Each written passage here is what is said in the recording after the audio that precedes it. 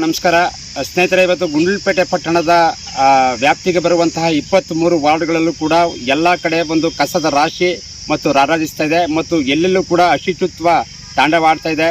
ಇದರ ಬಗ್ಗೆ ಒಂದು ಪುರಸಭೆಯ ಆಡಳಿತ ವರ್ಗದವರು, ಅಧಿಕಾರಿ ವರ್ಗದವರು ಒಂದು ತಮ್ಮ ಒಂದು ಕಾರ್ಯಕ್ಷಮತೆಯನ್ನು ಒಂದು ಎಲ್ಲೋ ಒಂದು ಕಡೆ ಸ್ವಲ್ಪ ತಡೆ ಹಿಡಿದಿದ್ದಾರೆ ಅಂತ ಹೇಳಕ್ಕೆ ಇಷ್ಟಪಡ್ತೀನಿ. ಯಾಕೆಂದರೆ ಎಲ್ಲ ಕಡೆ ಒಂದು ಮನೆಯಲ್ಲೂ ಕೂಡ ಆ ಕಸವನ್ನು ತಂದು ಹಾಕಿ ಅಲ್ಲಿ ಒಂದು ಸಾಂಕ್ರಾಮಿಕ ರೋಗಕ್ಕೆ ತುತ್ತಾಗುವಂಥ ಸಂದರ್ಭದಲ್ಲಿ ಅಲ್ಲಿ ಒಂದು ಯಾವುದೇ ರೀತಿ ಒಂದು ಪೌರಾಡಳಿತ ವರ್ಗದವರು, ಒಂದು ಸಿಬ್ಬಂದಿ ವರ್ಗದವರು ಅಲ್ಲಿ ಕಸವನ್ನು ತೆರವುಗೊಳಿಸೋದಕ್ಕೆ ಬಂದಿರುತ್ತಿಲ್ಲ.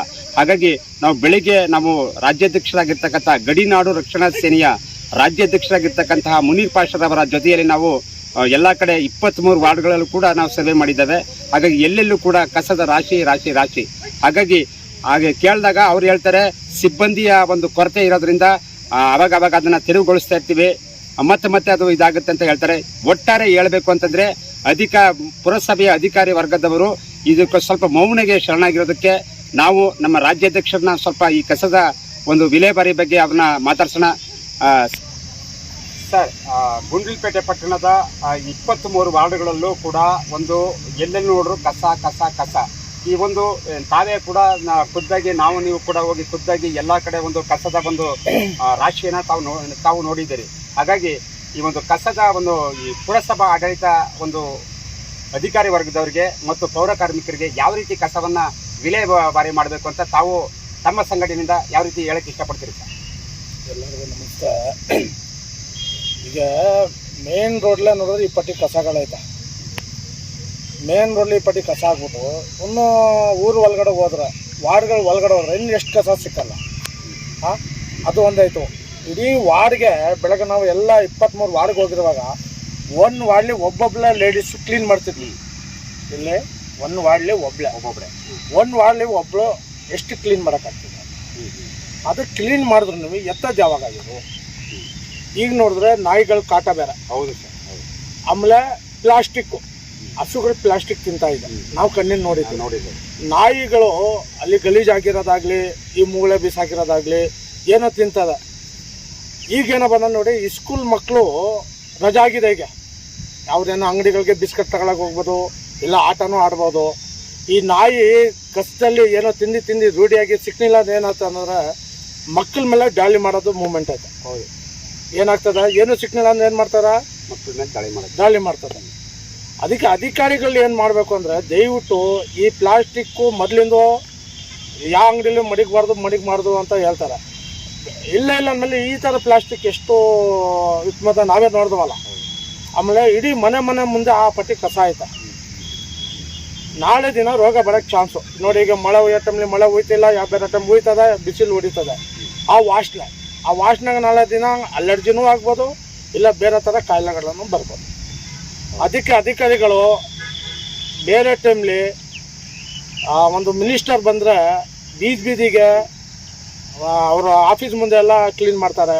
ಈ ಮೇನ್ ರೋಡ್ ಎಲ್ಲ ಮಣ್ಣಿರೋದೆಲ್ಲ ಕ್ಲೀನ್ ಮಾಡ್ತಾರೆ. ನಾವು ನೋಡ್ತಾನೆ ಇರ್ತೀವಿ ಸುಮ್ಮನೆ. ಇದು ನಾವು ಮಾಡೋದವ್ರು ಕಿವಿ ಒದಿಸ್ಕೊಂಡು ಕೂತ್ಕೊತಾರೆ ಹೊತ್ತು ಏನೂ ಮಾಡಲ್ಲ. ಇವರು ಆಫೀಸ್ ಬಂದವ್ರಿಗೆ AC ಫ್ಯಾನು ಹಾಕಿ ನೆಲ ಕ್ಲೀನಾಗಿ ಹೊಲಿಸ್ಕೊಟ್ಟು ಮುಂದೆ ರಂಗೋಲಿ ಹಾಕಿ ಎಲ್ಲ ಕೊಡ್ತಾರೆ.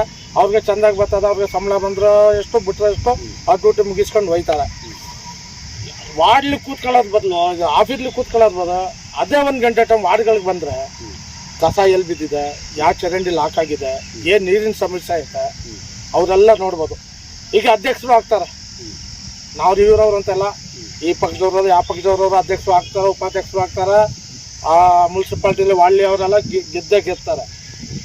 ಅವರು ಇಡೀ ಒಂದು ಎಲೆಕ್ಷನ್ ಟೈಮ್ಲಿ ಮಾತ್ರ ಅವರು ಯೂಸ್ ಆಗ್ತಾರೆ ಹೊತ್ತು ಎಲ್ಲ 23 ವಾರ್ಡ್ಲಿ ಒಂದು 5 ಜನನೋ 3 ಜನನೋ ಸ್ವಲ್ಪ ನೋಡ್ಬೋದು ಬಂದು ಹಂಗೆ ಏನೋ ಅಂದ್ಬಿಟ್ಟು. ನಾವೆಲ್ಲರಿಗೂ ತಪ್ಪಂತ ಹೇಳೋಕ್ಕಾಗಲ್ಲ.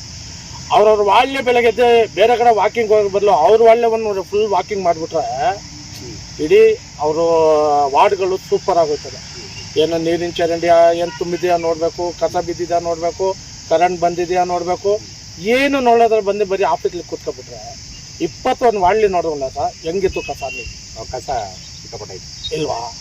ಅದಕ್ಕೆ ಅಲ್ಲಿ ಕೂತ್ಕೊಳ್ಳಬಹುದು. ಈಗ ಚೀಫ್ ಆಫೀಸರ್ ಆಗಿರ್ಬೋದು, ಅಧ್ಯಕ್ಷರಾಗಿರ್ಬೋದು, ಆ ವಾರ್ಡ್ ಕೌನ್ಸಿಲರ್ಗಳಾಗಿರ್ಬೋದು, ದಯವಿಟ್ಟು ಅವ್ರಿಗೆ ಎಲ್ಲ ಕರ್ಕೊಂಡು ನಮ್ಮ ವಾರ್ಡ್ಗಳಲ್ಲಿ ಈ ಥರ ಐತೆ ಅಂತ ಹೇಳಿದ್ರೆ ತುಂಬ ಅನುಕೂಲ ಆಗ್ತದೆ.